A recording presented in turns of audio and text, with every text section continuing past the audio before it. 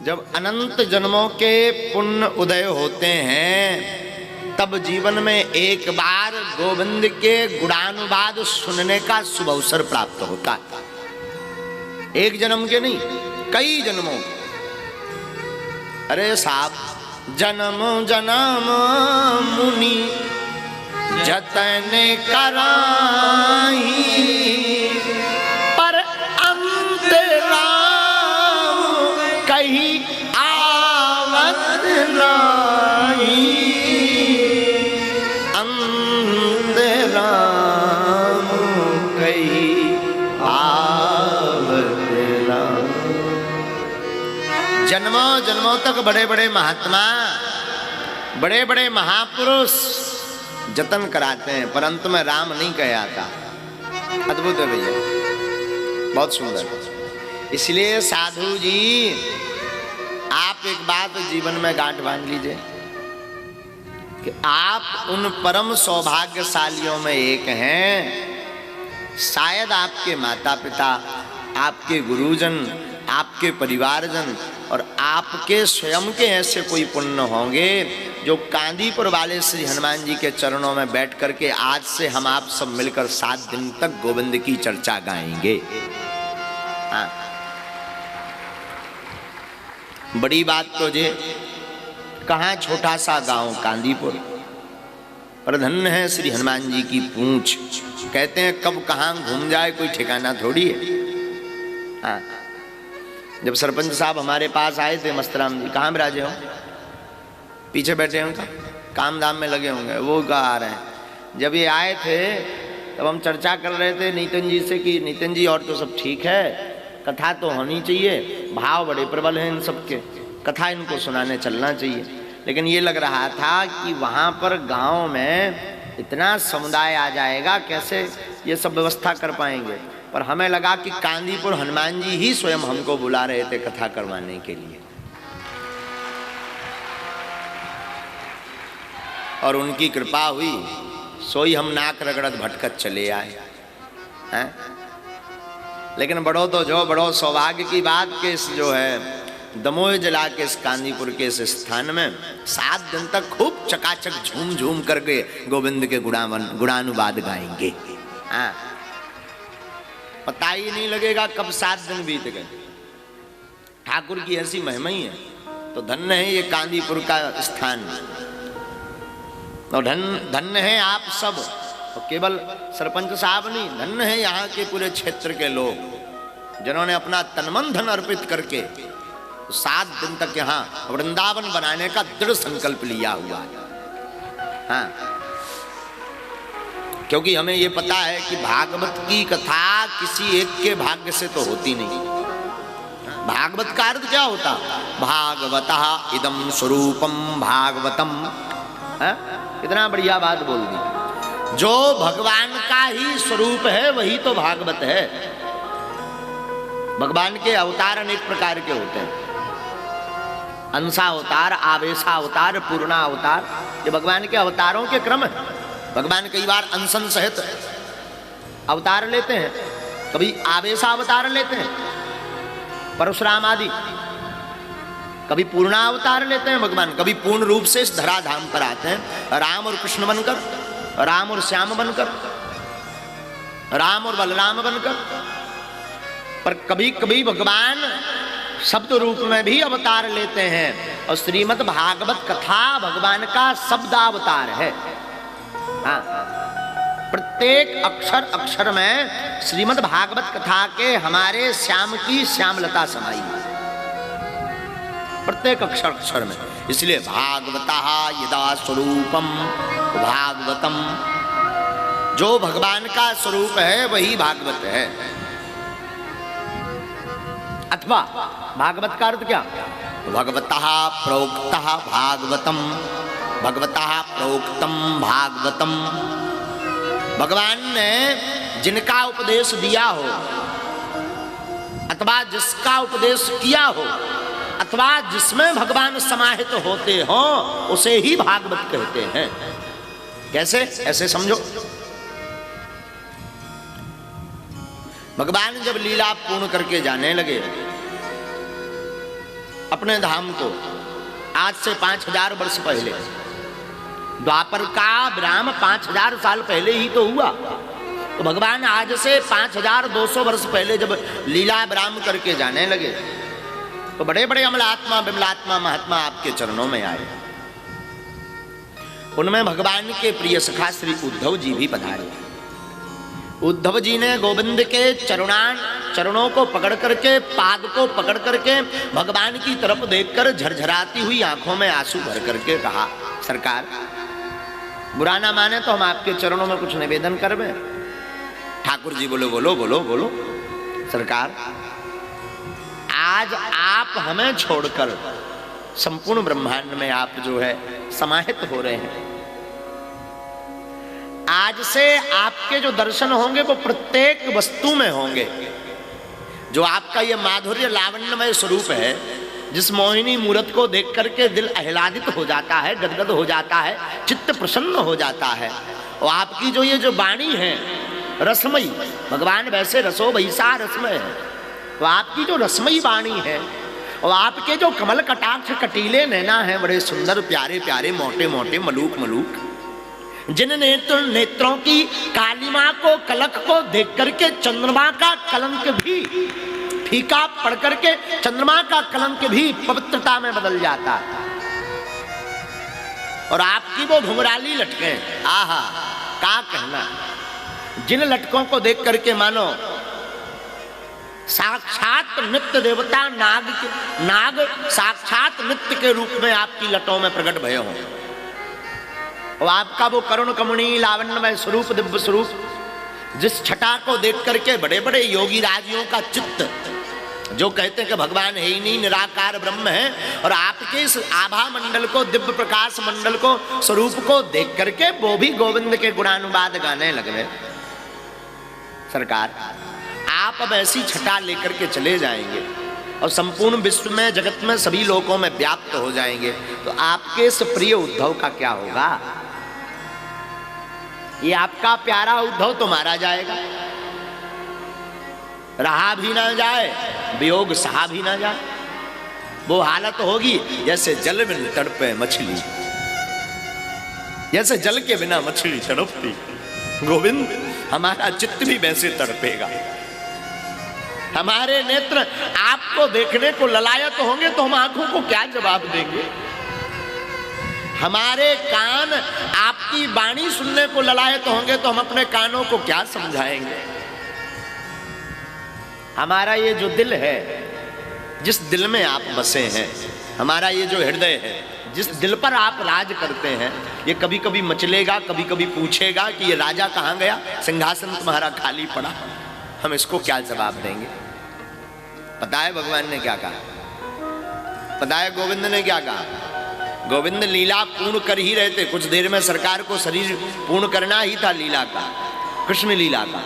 गोविंद ने उद्धव का हाथ पकड़ा और उद्धव के हाथ को पकड़ करके अपने हृदय के पास लगाया। भगवान लेटे हुए थे, क्योंकि भगवान के चरण के तलुए में तीर लग चुका था। तो भगवान ने उद्धव का हाथ पकड़ा और हाथ पकड़ करके अपने वक्ष स्थल यानी हृदय पर रखा।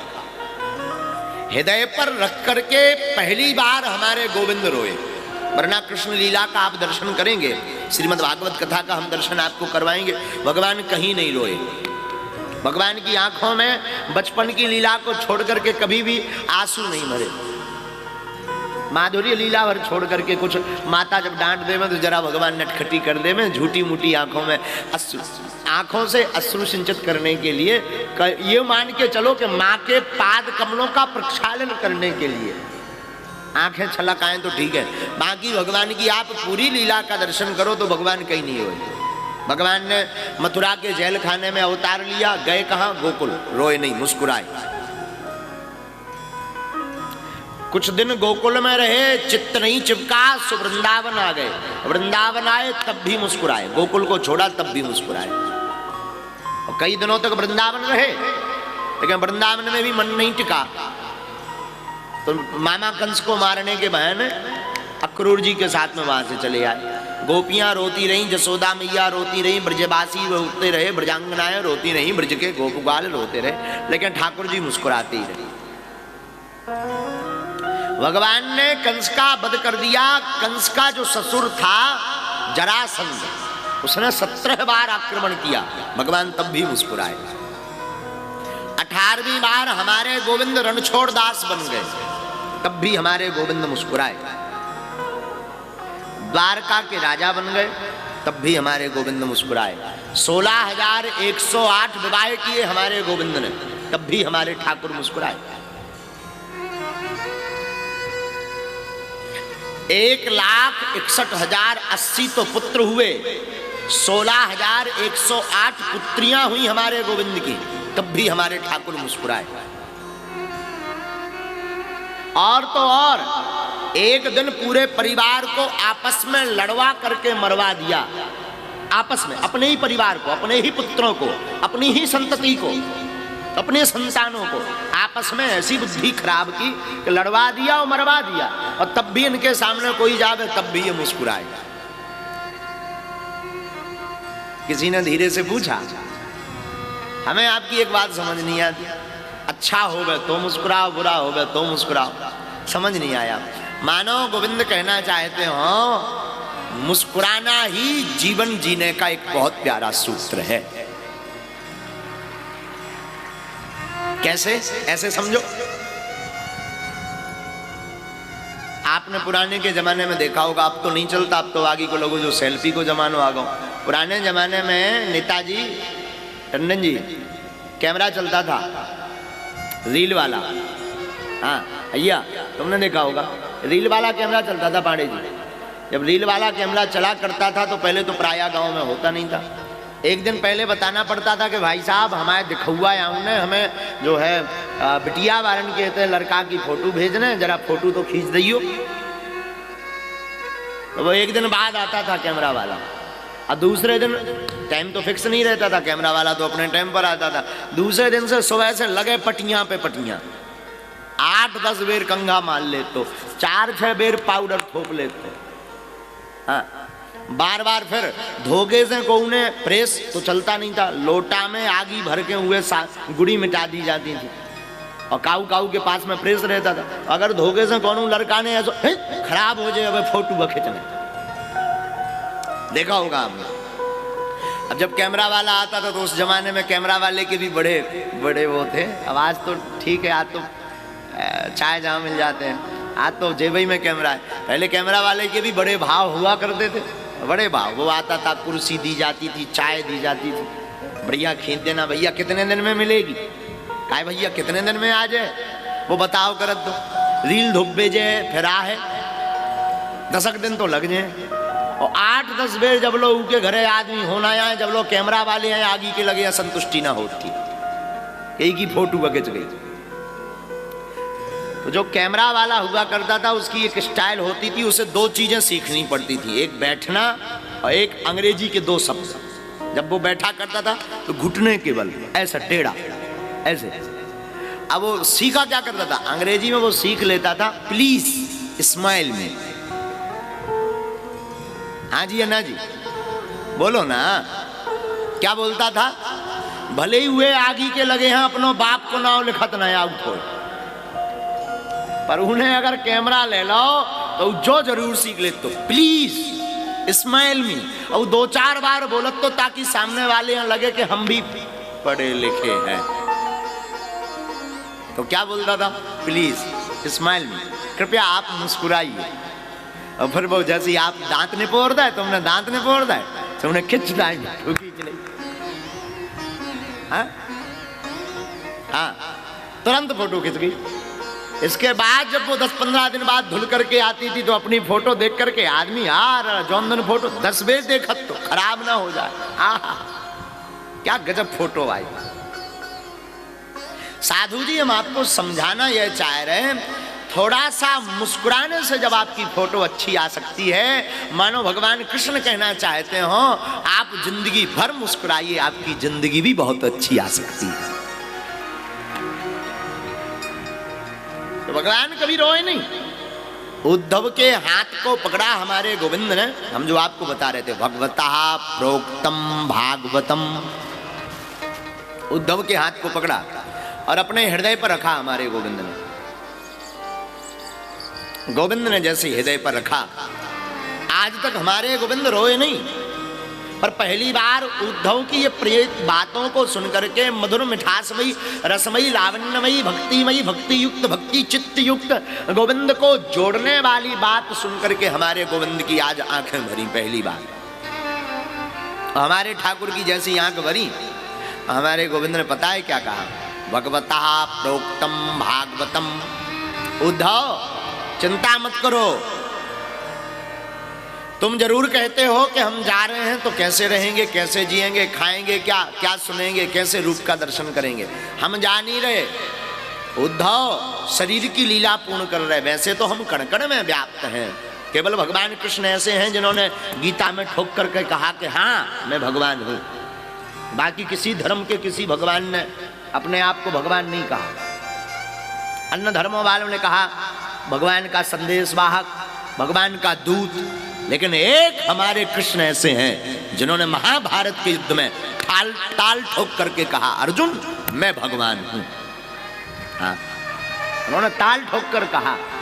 हमारे गोविंद कहते हैं कि वैसे तो मैं सब जगह हूं, परंतु उद्धव एक बात तय है, आज से हम अपना तेज, हम अपनी आभा, हम अपना स्वरूप श्रीमद् भागवत कथा में जाकर के रख देते हैं। और जो हमारी कथा की शरण में आ जाएगा, जो भागवत कथा को सुनेगा उद्धव, वो समझना मेरी ही शरण में बैठा हुआ है।